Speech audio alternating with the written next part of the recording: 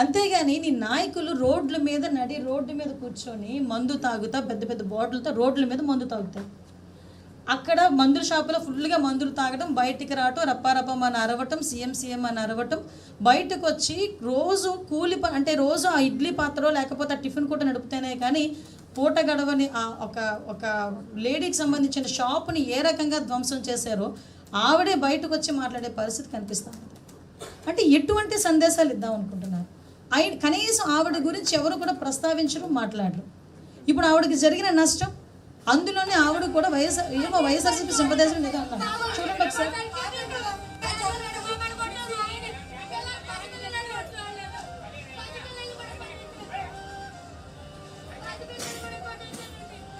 ఆవిడ బతుకెంత అండి పాపం. ఆవిడ ఏమాత్రం ఆవిడ పరిస్థితి చెప్పండి. ఏ రోజుకి ఆ రోజు ఆవిడ అమ్ముకుంటేనే ఆ రోజు ఆవిడ తినగలదు, ఆ కుటుంబం తినగలదు. విచక్షణ రహితంగా దాడి చేయటం ఒక ఎత్తు. చూడండి, దేవతామూర్తుల ఫోటోలు కూడా కాలికేసి కొట్టి తొక్కడం. నేను ఒకటే అడుగుతున్నా, ఎలాంటి మెసేజ్ ఇద్దాం అనుకుంటున్నారు? ఇలాంటి సంఘటనలు నేను ఒకటి చూస్తూ ఉంటే ఎన్నో సంఘటనలు. ఇది నాయకుల తాలూకా నైజం అయితే, వాళ్ళ తాలూకా అంటే ఆ అధ్యక్షుడి తాలూకా నైజం ఇదంతా అయితే, లిటరలీ చెప్పాలంటే వాళ్ళ నాయకులు ఒక పక్క నుంచి ఒక ఎమ్మెల్యే, ఒక ఎక్స్ఎమ్మెల్యే కిడ్నాపులు చేస్తాడు, ఇంకొక ఎమ్మెల్యే డైరెక్ట్గా దళితుల ఇంట్లోకి వెళ్ళి దళితుల ఇంట్ల మీద దాడి చేసి వాళ్ళ కొడుకుతో సైతం వెళ్ళి దాడి చేసి అక్కడున్న మహిళల తాలూకా బట్టలు చింపుతాడు. బయటకు వస్తే నీచంగా మాట్లాడే పరిస్థితులు ఒకటి ఉన్నాయి. కొంతమంది అయితే మీకు తెలుసు, కల్తీ మద్యం కేసులో కొంతమంది నిందితులు ఉన్నారు. అంటే ఎటు చూసినా వాళ్ళ తాలూకా గొడ్డలిపాటి అధ్యక్షుడే రకంగా ఉన్నాడు, వాళ్ళ తాలూకా నాయకులు ఎలా ఉన్నారు, వాళ్ళ తాలూకా కార్యకర్తలు మీ అందరికీ తెలుసు. మళ్ళీ ఒకసారి వేయాలి, ఒకసారి చూపించండి. అది కాదు, మరి ఈ పొట్టేళ్ళని నరికి చూడండి ఒకసారి ఏం జరుగుతుందండి? షర్టులు ఇప్పడం, తాగటం. అది రైతుల పరామర్శ అండి? మీరు చెప్పండి, ఇది రైతుల పరామర్శ అండి? అది రైతుల పరామర్శ? అది రైతులను అలా పరామర్శిస్తారా? సిగ్గుపడుతుందండి దేశం మొత్తం. ఇటువంటి సంఘటనలు చూస్తే ఆంధ్రప్రదేశ్ మీద ఒక ఒపీనియన్ ఉంది. గౌరవ ముఖ్యమంత్రిగా చంద్రబాబు నాయుడు గారు వచ్చిన తర్వాత ఈ పరిశ్రమలు వస్తున్నాయి, పెట్టుబడులు వస్తున్నాయి. ఈరోజు ఆ లా అండ్ ఆర్డర్ విషయంలోని కూడా మేమందరం కూడా ఎంత స్ట్రిక్ట్గా ఉన్నామో మీ అందరికీ కూడా తెలుసు. అయినప్పటికీ కూడా ఇలాంటి విధ్వంసాలు రెచ్చగొట్టి రప్పమని చెప్పి పొట్టేళ్ల తలకాయలు కోసినట్టు నరికేస్తున్నారు.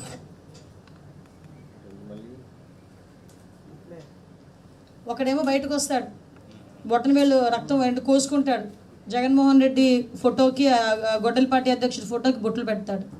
ఇంకొకడు వస్తాడు, పెద్ద కేక్ పెడతాడు పుట్టినరోజు అని. మామూలు కత్తులు, ప్లాస్టిక్ కత్తులు పనికిరావు వాళ్ళకి, పెద్ద పెద్ద తల్వార్లు కావాలి. ఆ తల్వార్లతో గుచ్చుతారు, కట్ చేస్తారు. ఇంకా వాళ్ళకి ఆశ తీరినట్టుగా పొట్టేళ్ళని అక్కడే నరుకుతారు. ఆ రక్తం తీసుకెళ్ళి ఫ్లెక్సీల మీద వేస్తారు. ఫ్లెక్సీలు ఏమో రెచ్చగొట్టే దూరంలో ఫ్లెక్సీలు పెడతారు.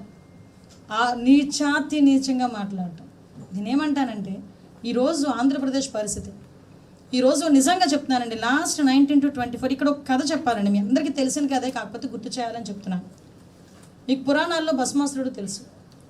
భస్మాసురుడు చాలా నిబద్ధతతో, చాలా అంకుటితమైన దీక్షతో తపస్సు చేస్తాడు. దేనికి తపస్సు చేస్తాడంటే శివుడు ప్రత్యక్షం అవ్వాలి, నాకు మంచి వరం ఇవ్వాలి అని కోరుకుంటాడు. నిజంగా అతని తపస్సుకి మెచ్చి శివుడే ప్రత్యక్షమయ్యి ఏ వరం కావాలి నాయన అంటే, నేను ఎవరి తల మీద చేయి పెడితే వాళ్ళు భస్మం అయిపోవాలి అని మంచి కోరుకున్నాడు. ఆయన ఉద్దేశంతో మంచి కోరిక. అంటే శివుడు కాసేపు ఆలోచించాడు, కానీ పోన్లే నా భక్తుడు కదా, మంచి కోరిక కోరాడు, పోన్లే ఇచ్చేద్దామని చెప్పేసి ఇచ్చేశాడు. ఆ వరం తీసుకున్న తర్వాత అతనికి అహంకారం ఎక్కువైపోయింది.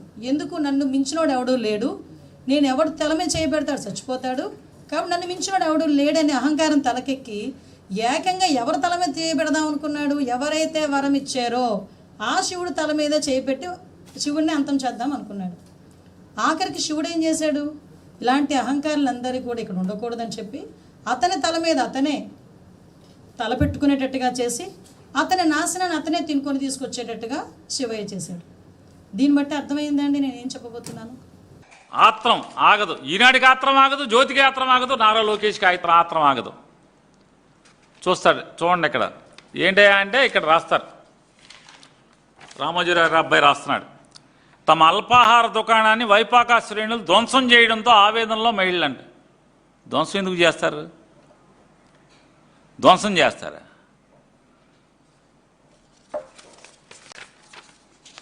లోకేష్ గారు, నారా లోకేష్ నారా జగన్ రెడ్డి గారు మీ పర్యటనలో మీ అభిమానులు ఓ నిరుపేద మహిళ టిఫిన్ దుకాణంలోకి చొరబడి సామాగ్రి, హిందూ దేవుళ్ళ ఫోటోలు, మళ్ళీ హిందూ దేవుళ్ళ ఫోటోలు చూడండి, హిందూ దేవుళ్ళ ఫోటోలు ధ్వంసం చేయడం బాధాకరం.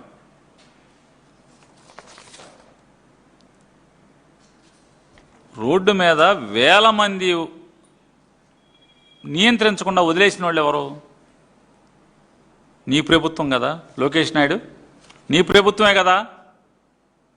బాధ్యత లేకుండా అన్ని వేల మంది వస్తే సరే, ఇక్కడ వైకాపా శ్రేణులు దేవుళ్ళ ఫోటోలు బదలు కొట్టారు, సరే నీ ప్రభుత్వమే కదా. శ్రీకాకుళం గుళ్ళో మనుషులేట భక్తులేట చచ్చిపోయారు, పోలీసులు ఎందుకు వాడలేదు? మరి నిన్ను ముద్దాయిగా దోషం చేయాలెక్కర్లేదా? మరి అక్కడ దేవుడి గుళ్ళో వైకుంఠ ఏకాదశికే ముక్కోటి ఏకాదశికో ఏమైంది? భక్తులు చచ్చిపోతే మరి ఏమైంది? మీ పోలీసు వ్యవస్థ ఏమైంది అన్న వాడరా? అక్కడ తిరుపతిలో 6 ఎందుకు చచ్చిపోయారు? గుళ్ళోని కొండ మీదే కదా, ఎందుకు చనిపోయారు? సింహాచలంలో మీ బాధ్యత ఎరైచం వల్ల చంద్రోత్సవానికి వెళ్ళి చనిపోయారు కదా మనుషులు, భక్తులు చనిపోయారు కదా. మరి నిన్ను ఏ దేవుడు క్షమిస్తాడంటున్నా? సింహాద్రి అప్పన్న క్షమిస్తాడా? తిరుపతి వెంకన్న క్షమిస్తాడా? లేకపోతే శ్రీకాకుళంలో వెంకటేశ్వర స్వామి క్షమిస్తాడా? నరసింహస్వామి ఎవరు క్షమిస్తారు నిన్ను? ప్రభుత్వాన్ని గాలి కుదిరి సంపాదనే ధ్యేయంగా బతుకుతూ డబ్బు డబ్బు డబ్బు తప్పితే ఏముంది మీ బతుకులో? ఈ 2 ఏళ్ల నుంచి మీ బతుకుల్లో ఎంతసేపు నోట్ల కట్టలు సంపాదించడం, లేదా సింగపూర్లో దాయటం, లేదా యూరోప్లో దాయటం, లేదా రష్యాలో దాయటం, లేదా దుబాయ్లో దాయటం. ఇంతకు మించి వేరే ఏముంది చెప్పండి? మీకు ఏముంది చెప్పండి? వీటి గురించి కాదు కదా.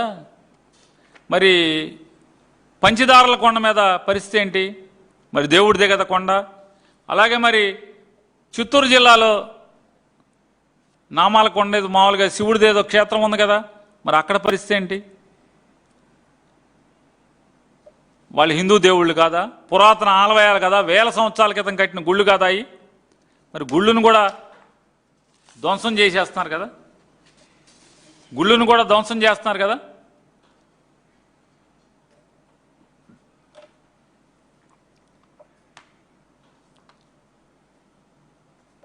ధ్వంసం చేస్తుంటే ఇవాళ మీరు సిగ్గు లేకుండా ఇవన్నీ మాట్లాడతారు. ఈ ఆత్రం లోకేష్ నాయుడు గారికి ఆత్రం, రామోజీరావు గారి అబ్బాయికి ఆత్రం, రాధాకృష్ణ గారికి ఆత్రం. ఏదో అన్న సామెతగా ఉంటుంది, అక్క ఆత్రమే కానీ అప్ప ఆత్రమే కానీ బావ బతికేది లేదని చెప్పని సామెత ఉంటుంది పల్లెటూళ్ళలో. మీ ఆత్రమే కానీ ఈ ప్రభుత్వం బతికి బట్టగట్టే సమస్య లేదు, గుర్తుపెట్టుకోండి. మీ ఆత్రమే తప్పితే అప్ప ఆత్రం బావ బతికేది లేదని చెప్తా ఆత్రమే కానీ ఆత్రమే మిగులుతుంది, బతికేది లేదు. ఆఖరికి ఈ ప్రభుత్వం పోవాలని, ఈ ప్రభుత్వం సర్వనాశనం అయిపోవాలని చంద్రబాబు నాయుడు, లోకేష్ నాయుడు అధికారం పోయి బజారున పడాలని చెప్పని సాక్షాత్తు తెలుగుదేశం పార్టీలు కార్యకర్తలు కోరుకుంటున్నారా లేదా? పూజలు చేస్తున్నారా లేదా? మీకు చందాలు ఇచ్చిన వాళ్ళు అమెరికా నుంచి, యూరోప్ నుంచి, ఆఫ్రికా నుంచి, అంటార్కిటికా నుంచి, ఐస్లాండ్ నుంచి మీకు చందాలు పంపించిన వాళ్ళు ఏం పూజ చేస్తున్నారు? వీళ్ళు పోవాలరా, కుప్పకూలి పోవాలి వీళ్ళు. అసలు వీళ్ళకి బాగా పొగరబలిచిపోయింది, డబ్బు పిచ్చి పట్టింది, పోవాలి వీళ్ళని చెప్పనే దేవుడికి దండాలు పెట్టుకుంటున్నారు కదా అందరూ. ఇది నిజం కాదా అంటున్నా? పేరుకేం చెప్పారు? ఇది కమ్మ కాపు ప్రభుత్వం అన్నారు. కమ్మోళ్ళు ఎడుతున్నారు, కాపులు ఎడుతున్నారు మీ ప్రభుత్వంలో. ఏడవనోడు ఎవడంటున్నా? ఏడవనోడు ఎవడు?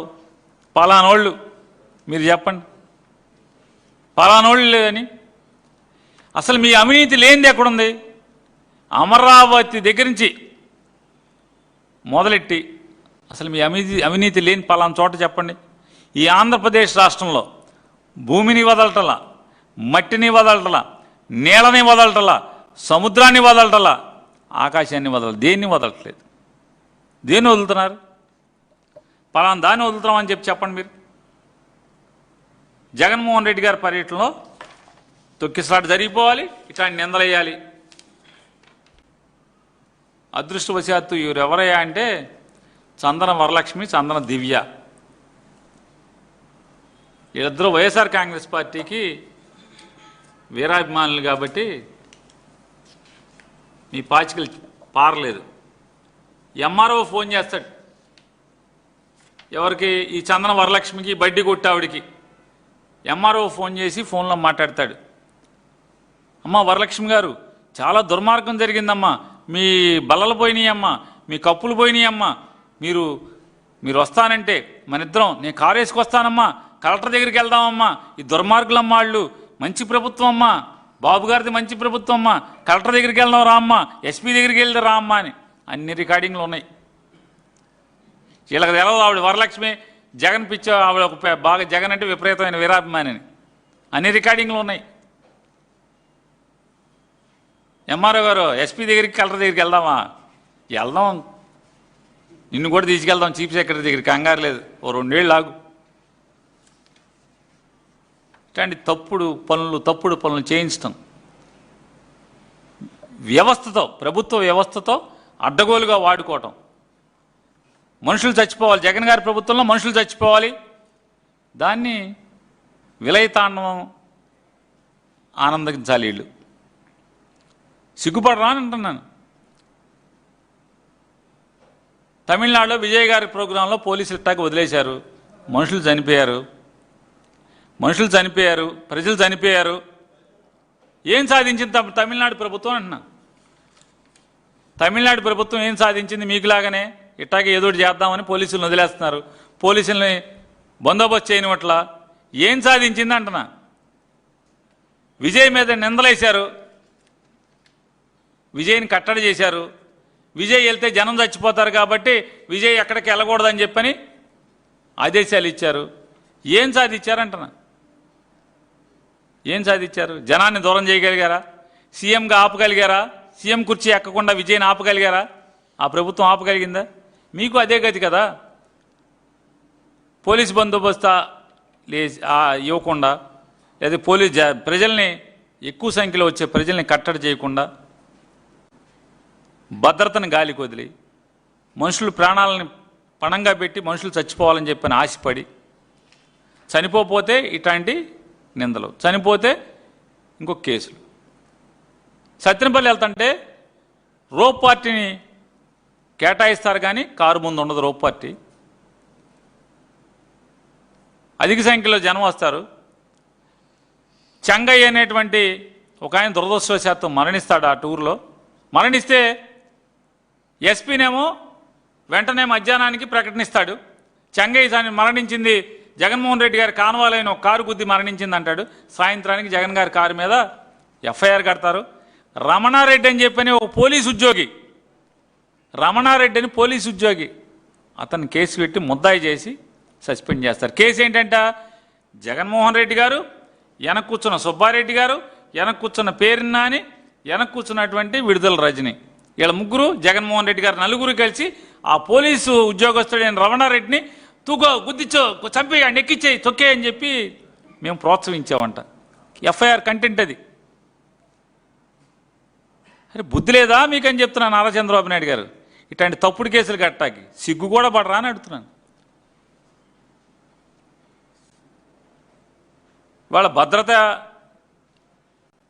నేను అడుగుతున్నాను. జగన్మోహన్ రెడ్డి గారి పర్యటనలో భద్రత ఏమాత్రం మాకు బాధ్యత లేదన్న రీతిలో వ్యవహరిస్తున్నటువంటి ఈ పోలీసు వ్యవస్థలో ఉన్నటువంటి పెద్ద కుర్చీలు, కుర్చీ కోసం మీరు పాకులాడి చంద్రబాబు నాయుడు దగ్గర తొత్తులుగా మారితే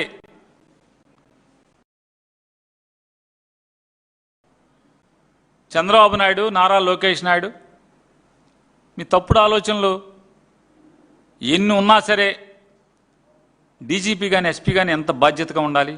ఐపీఎస్ అధికారులు కదా. ఎందుకు ఈ బాధ్యతాయుతంగా ప్రవర్తిస్తున్నారు వీళ్ళు? దేనికోసం? తుచ్చమైన కుర్చీ కోసమా? ఈ కుర్చీ కోసమా? చంద్రబాబు కళ్ళలో ఆనందం కావాలి, ఆనందం కోసం ఏమైనా చేస్తారు మీరు. కాకి యూనిఫామ్ కదా, 3 సింహాలు కదా నెత్తి మీద.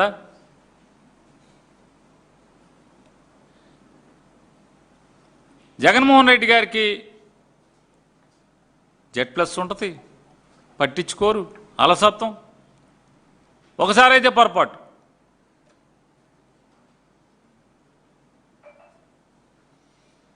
ఇవాళ ఇటువంటి తప్పుడు ఆలోచనలు కట్టిపెట్టమని చెప్పని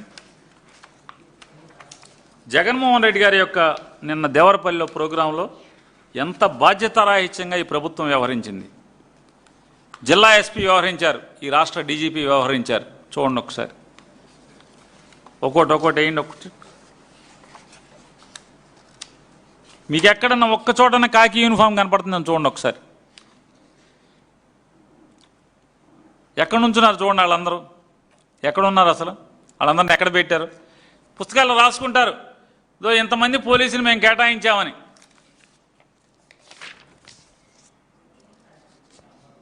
శుభ్రంగా ఇక్కడ కూర్చుని ఏం చేస్తున్నారు చూడండి వాళ్ళందరూ నుంచుని.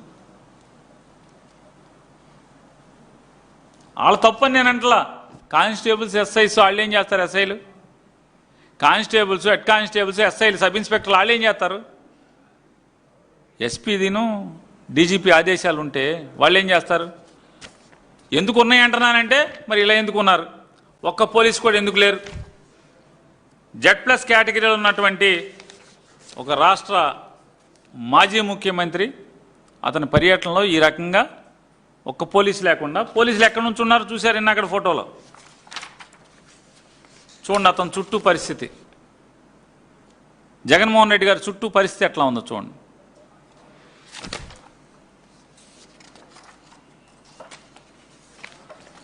ఇంకా గట్టిగా ఏం చేస్తారంటే జగన్ గారు కేటాయించిన ఎస్పీ, డిఎస్పీలను, సిఐలను వీళ్ళని సస్పెండ్ చేస్తారు. ఇంతకు మించి చేయగలిగేది ఏముంది? రమణారెడ్డిని జైల్లో పెట్టేదాకా ట్రై చేశారు.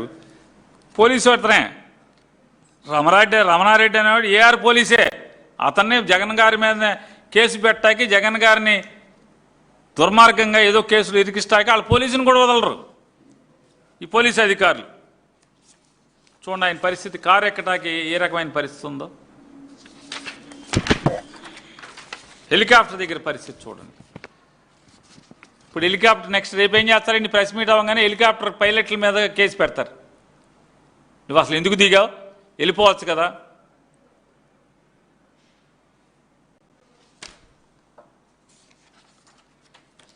చూడండి ఒకసారి,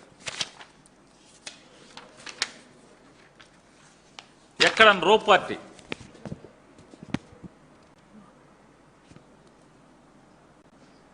Z+ కేటగిరీ ఉంటే రో పార్టీ ఉండాలి కదా.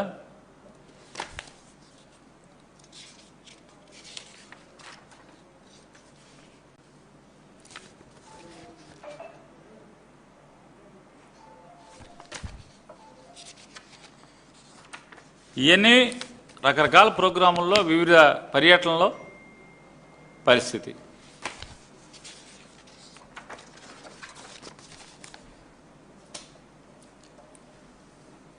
ఈ రాష్ట్ర డీజీపీ హరీష్ గారిని, అన్ని జిల్లాల ఎస్పీలు ఎవరెవరైతే ఉన్నారో విధి నిర్వహణలో వారందరినీ కూడా మేము ఒకటే డిమాండ్ చేస్తున్నాం. చంద్రబాబు ప్రభుత్వం పతనం అయిపోవటం ఖాయం, ప్రజలు కోరుకుంటున్నారు, ప్రజలు నిర్ణయించారు. గతి లేక ఈ ప్రజాస్వామ్య వ్యవస్థలో 2 ఏళ్లకి ప్రభుత్వాన్ని పడేసేటువంటి ఓటేసిన ప్రజలకు అధికారం లేకపోవటం మూలంగా శిశుపాలుడి పాపాలు లెక్క పెట్టినట్టుగా ప్రజలు లెక్కిస్తా కూర్చున్నారు తప్పితే అంతకు మించి వేరేది లేదు. కాబట్టి ఎవరైతే జిల్లా ఎస్పీలు కానీ, ఎవరైతే డీజీపీ గారు ఉన్నారో మీరు దయచేసి చంద్రబాబు ఒత్తిళ్లకు లొంగకుండా బాధ్యతతో వ్యవహరించమని చెప్పని, పోలీసు విధి నిర్వహణని గతంలో ఎలా అయితే పోలీసులు ఇన్నేళ్లు పనిచేశారో నిష్పక్షపాతంగా విధి నిర్వహణకి బాధ్యత తీసుకోమని చెప్పని, బాధ్యత వహించమని చెప్పని, ఆరిపోయే దీపాన్ని దాన్ని ఏదో కాపాడదామనే ప్రయత్నానికి ప్రభుత్వ ఉద్యోగులైన మీరు ప్రయత్నం చేయటం హాస్యాస్పదంగా ఉంటుంది. కాబట్టి ఆ పని మానేసేసి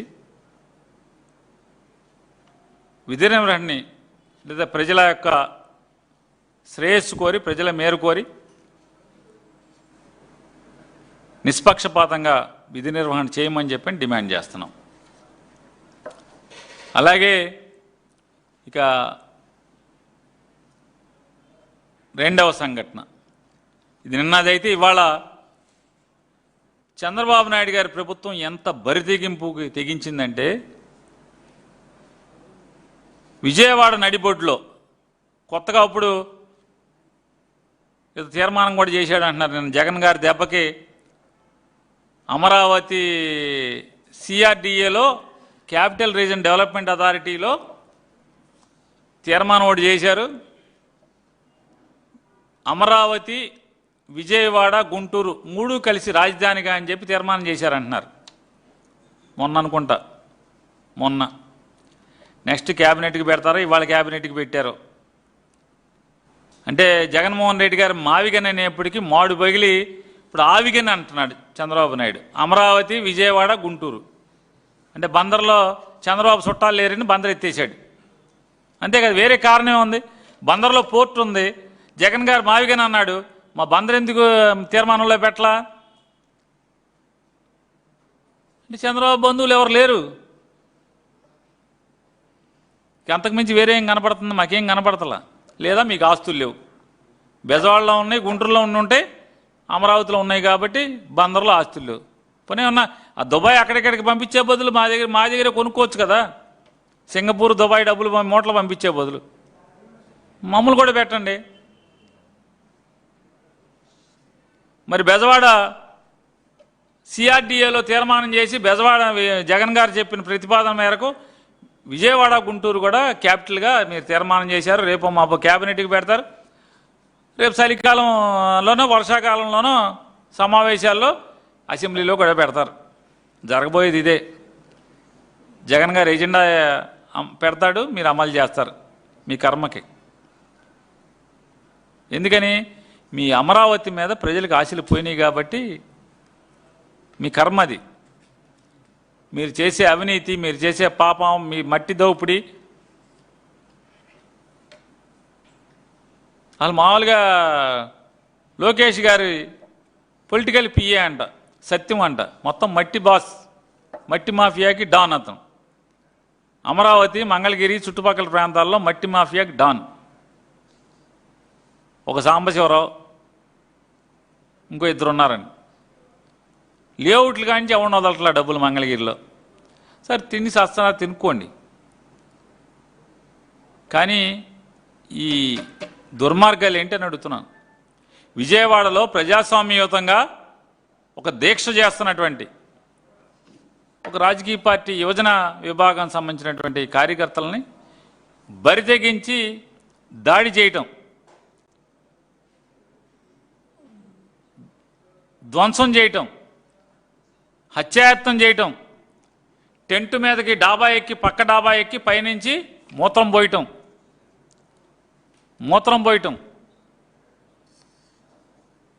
విజయవాడ సిపి గారు చుట్టు బాసు విజయవాడలో లా అండ్ ఆర్డర్ స్థితి, ఇది లా అండ్ ఆర్డర్కి వచ్చిన కర్మ ఇది. విజయవాడ సిపి గారు, మీ ఏలుబడిలో ఏం జరుగుతుంది? అరే విజయవాడ అంటే అలా కంబైన్డ్ స్టేట్ నుంచి ఈరోజు దాకా విజయవాడ పోలీస్ అంటే శబాష్ అనేవాళ్ళు. ఎవడైనా నేరం జరగటానికి చాలా కష్టమైన పరిస్థితులు ఉండేవి. లా అండ్ ఆర్డర్ గాడి తప్పటం అంటే చాలా అవమానంగా భావించేవాళ్ళు అధికారులు, ఆ కుర్చీలో కూర్చున్నవాళ్ళు. ఇవాళ ఏంటి పరిస్థితి ఏంటంటున్నాను. దీక్షా శిబిరం మీదకి బోండా ఉమా అనేటువంటి ఒక ఎమ్మెల్యే ఒక 100 మంది గూండాలను వేసుకుని శిబిరం మీద దాడి చేస్తాడు, షామ్యానా పీకుతాడు, అందరినీ కొడతారు, ఆడవాళ్ళని కొడతారు. అక్కడికి పాపం అనిత ఆవిడ ఎవరున్నారు హోమ్ మినిస్టర్ గారు ఆవిడ చెప్పింది కదా చాలా ఏదని ఫోన్ ఊపితే పోలీసులు వస్తారని. దాంట్లో ఉన్న టెంట్లో వాళ్ళందరూ ప్రాణభయంతో ఫోన్ ఊపారు. పోలీసులు లేడు, ఎవడో లేడు. ఏమో హోమ్ మినిస్టర్ గారు ఆ టెంట్లో ఉన్న ఆడవాళ్ళందరూ ఫోన్ ఊపారు.